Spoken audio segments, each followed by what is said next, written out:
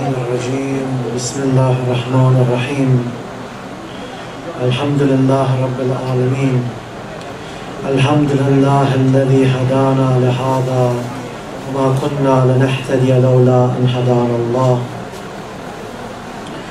والصلاة والسلام على أشرف الأنبياء والمرسلين خاتم النبيين أبا القاسم محمد اللهم صل على محمد وآل محمد وعلى أهل بيته الطيبين الطاهرين. السلام على الحسين وعلى علي بن الحسين ولا أولاد الحسين ولا أصحاب الحسين.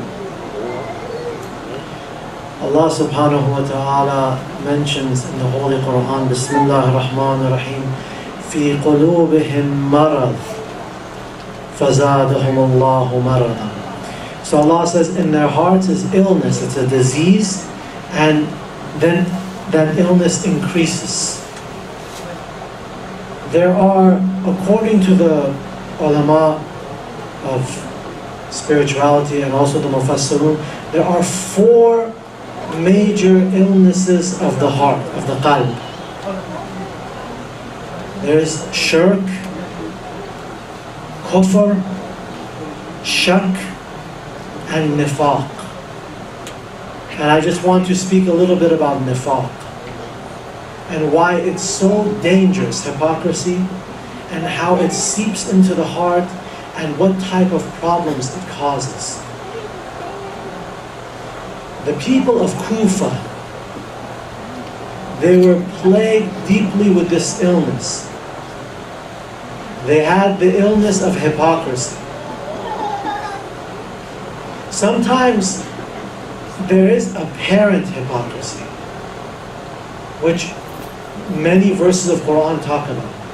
But there's also some types of hypocrisy, it's not apparent until the situation makes it apparent. And it lays dormant in a heart, the spiritual heart, the qalb, until it erupts. See, these people of Kufa, Imam Hussein received thousands of letters, thousands. And these people were not writing these letters thinking that they're going to disobey and betray Imam. They really thought that they meant it. They were writing these words and mean it. You have to look at the situation.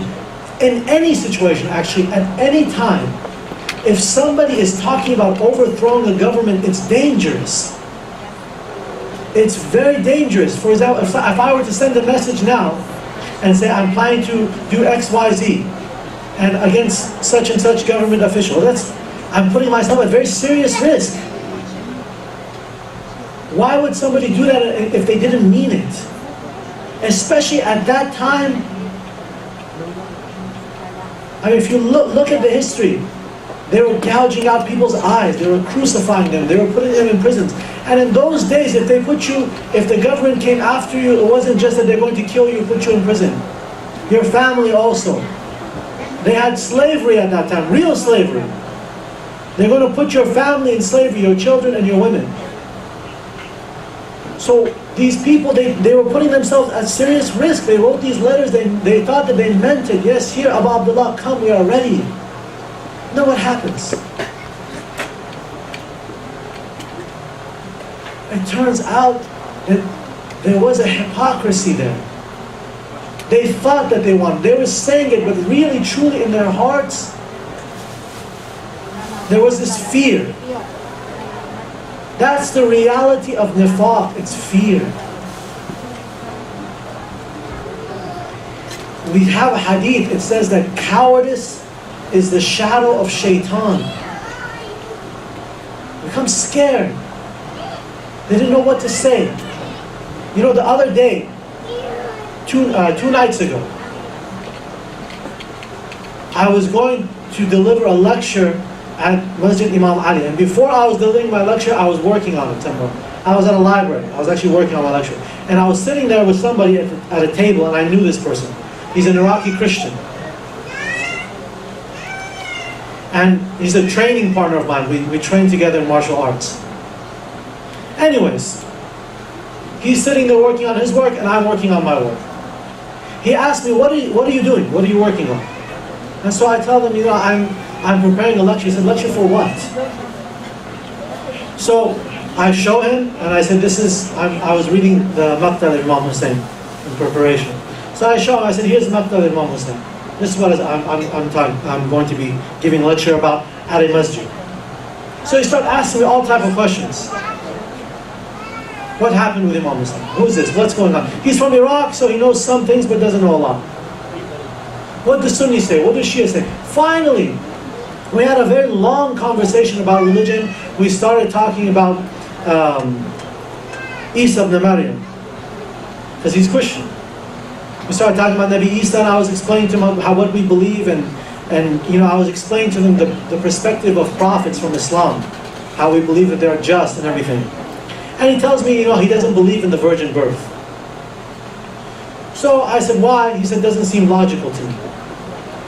So I said, well, in Islam we believe in virgin birth, and I said, in Quran it tells us that just in the same way that Allah created Isa without a father, He created Adam without father or mother. I said, if you believe in the first man, why is it difficult for Allah to create a man without a father? I swear his eyes became this big. He looks at me, he's like, you're right. And then I had to leave him. As I'm going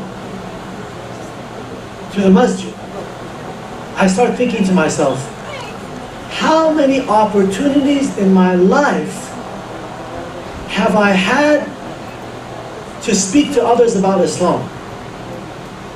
Or to say something correct and just?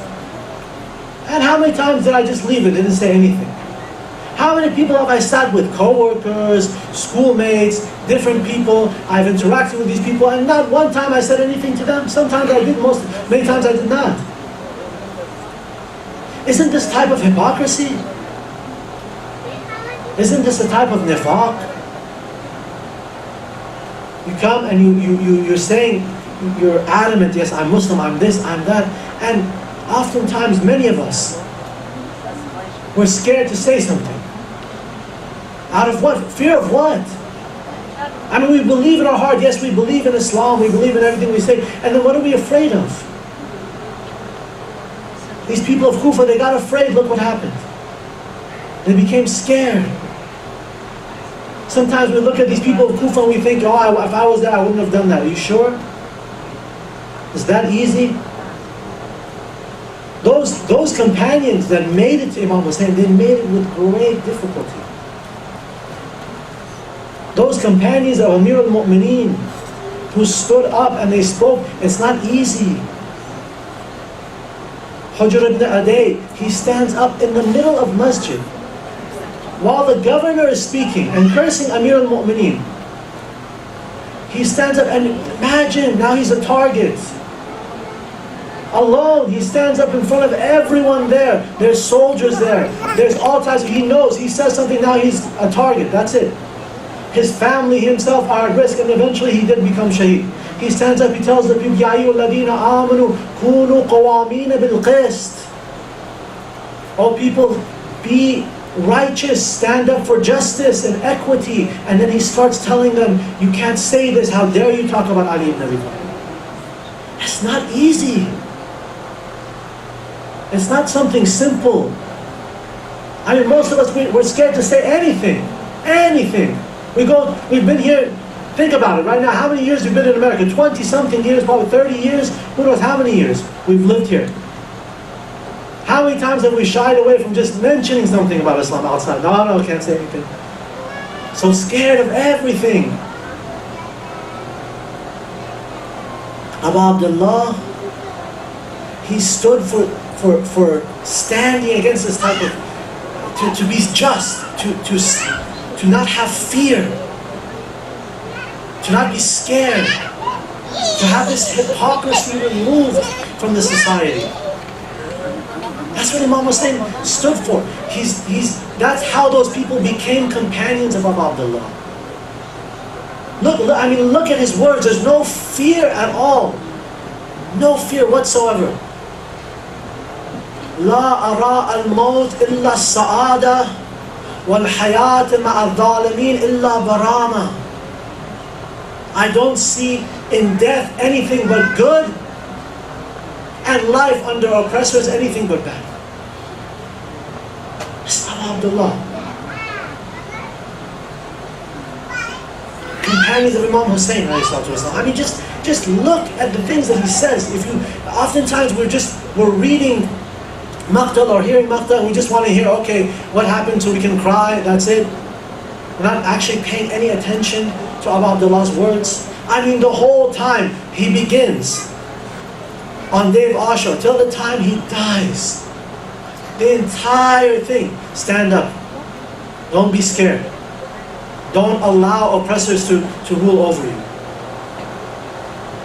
I mean, look, even after the death of his infant son, right? He goes out to the battlefield, he pulls out his sword, and he starts to recite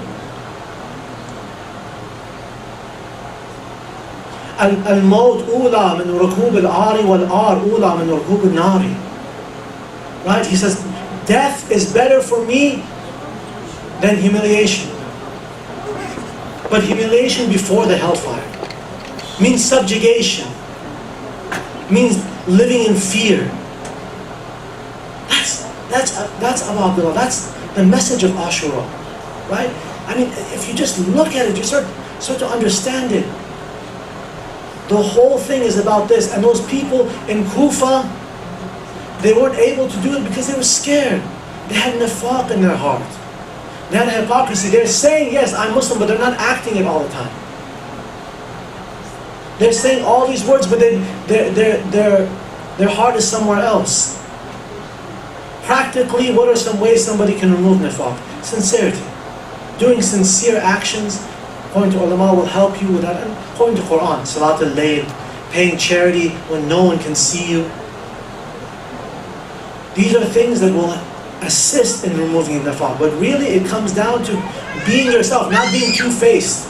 You are who you are. You are Muslim at all times. It's not, for example, I'm Muslim when I come to the masjid and then I go outside, I'm somebody else completely. It's hypocrisy. And they suffered from this type of nifaq.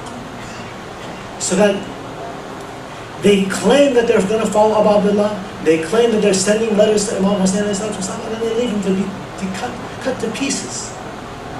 So scared, the people were so scared. There were people in Umar ibn Sa'd's army standing there while Abu Abdullah is being slaughtered. And they still couldn't do anything. They still didn't do anything. Didn't even say anything. They were so frightened. I said, there was a group of people, Quran talks about them in Surah An-Nisa. There was a group of people that lived during Prophet's time, and they didn't make the hijrah with Prophet because they were scared. They were frightened. They were afraid. They said, we believe in Rasulullah, but they have fear in their heart. Then the Battle of Badr came, and Abu Sufyan announced in Mecca that whoever is not participating in this battle with us against the Muslims, then their wealth and everything becomes halal for us. That means they're supporting Muslims. So everyone has to go and support this battle. Give us money, come with us. Everyone in Mecca has to support this battle against Muslims. So these people, they went and they even participated in this battle, helping Abu Sufyan against Rasulullah at Badr. Why? They said, we were afraid, scared. And then they died. And Quran talks about it. They died and the angels came to them and said, why?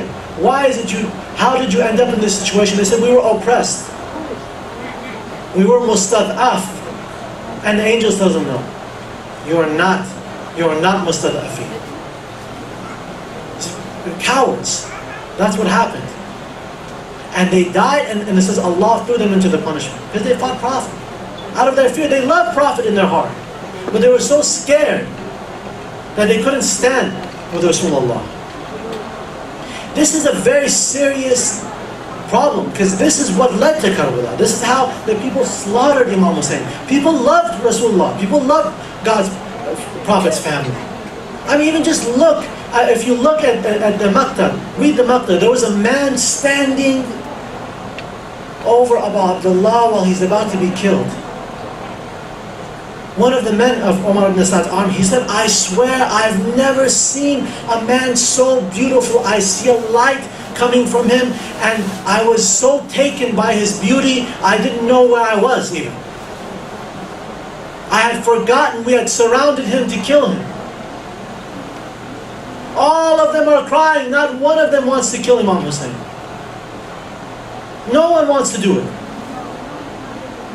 But they're so cowardly that they allow it to happen. It's very easy to look at this type of situation and say, I would never do that. But you have to look at your own daily affairs.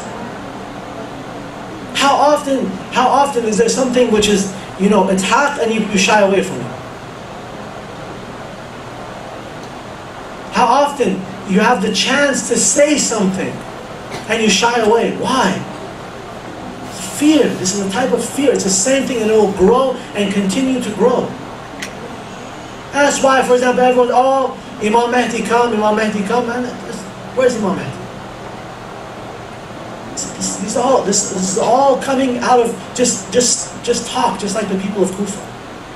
People think in their mind they mean it, but how did they really mean it? Did they look at their actions? This nifaq, it's a real illness. It's a real disease that has to be looked at and examined. And I know the program today is supposed to be about Imam Sajjad, so I'm just going to end with a very brief message from this holy Imam, and it's in line with the same thing. All of this tragedy, all of it, is to teach people, to show them what it means to stand for haq, and what it requires and what it takes, and how difficult it is. That yes, sometimes you may be slaughtered, you may be put in prison, your family is put into prison, your family put into chains. But if that's what it takes, that's the real religion of Allah subhanahu wa ta'ala. So here's Imam Sajjad, and he's in chains. They have him in chains in front of Yazid. And Yazid is threatening him. And here he is standing in front of all the people of Syria. Does Imam cower and shake? This Imam looks at Yazid and he tells him, Yabna Tulaqa, oh you the one who came from the people of Tulaqa. Tulaqa were those people who became Muslim after the conquest of Mecca because they had to become Muslim. The family of Abu Sufyan and others. He says, Yabna Tulaqa, you tried to scare me with death? Inna al-qatl lana aada wa karamatuna min Allahi shahada. He says, getting killed for us is normal. This is our manner. And it is our honor. Shahada, martyrdom in front of Allah subhanahu wa ta'ala is our honor. And this is how he speaks to the oppressor while he's in chains and his whole family is captive. That's the reality of Ashura. That's reality of Karbala. Coming to masjid and yelling, Ya Hussein, all these things are good. But that's not the end all be all. Sometimes we look at our programs, our masjid programs, and we gauge the success. Oh, how good was the Sinazan? Oh, it was so beautiful. How many people showed up, and how many people were hitting themselves and crying? I'm not against any of these things, so don't misunderstand me. All of you know, I participate in all of them. But is that the end? That's it? That's all we get from Imam Hussein? Let's all cry and that's it? We don't look at the actual words here. We don't see what Abu Abdullah is saying. We don't see what his son is saying. We have to cure this type of hypocrisy from our hearts. Sallallahu ala Muhammad wa alihi.